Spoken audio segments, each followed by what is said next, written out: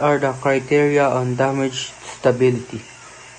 Damage stability refers to the ability of a ship to remain afloat and maintain sufficient stability after sustaining damage that leads to flooding of one or more of its compartments.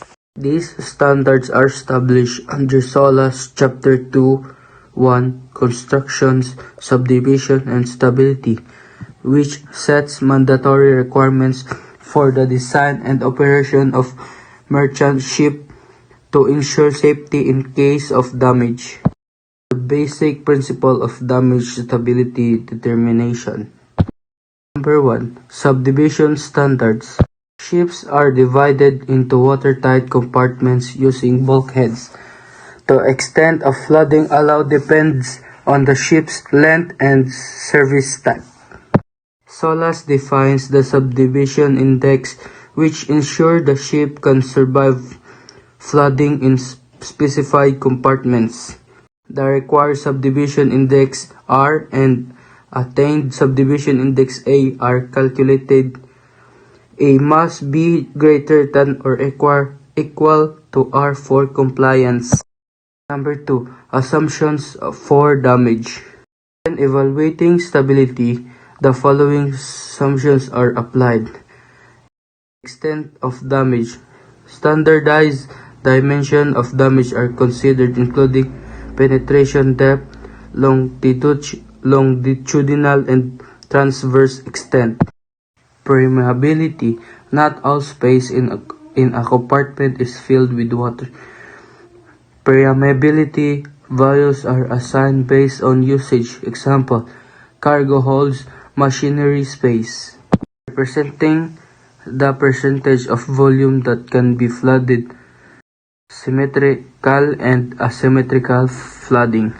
Both cases are analyzed. Symmetrical flooding creates a lease and measures such as cross-flooding. Arrangements are considered to limit hills angles. Number 3 is stability criteria after damage.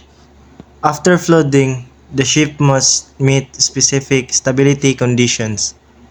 Residual metacentric height must be positive and within acceptable limits to prevent capsizing. Range of stability.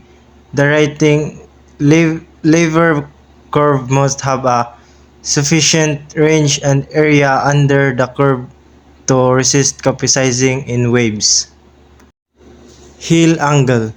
After damage, the angle of heel should not exceed specified limits, generally less than 15 degrees, and must not reach the angle where deck immersion occurs before reaching the maximum rating level.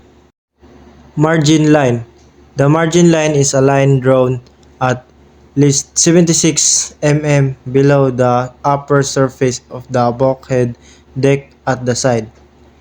In any flooded condition, this line must not be submerged. Number 4 is evaluation methods.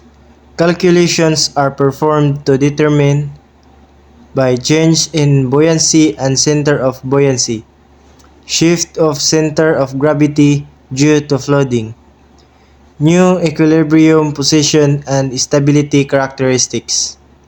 So SOLAS also outlines simplified requirements for smaller vessels, while larger passenger and cargo ships follow detailed probabilistic methods introduced in later amendments. Thank you for watching.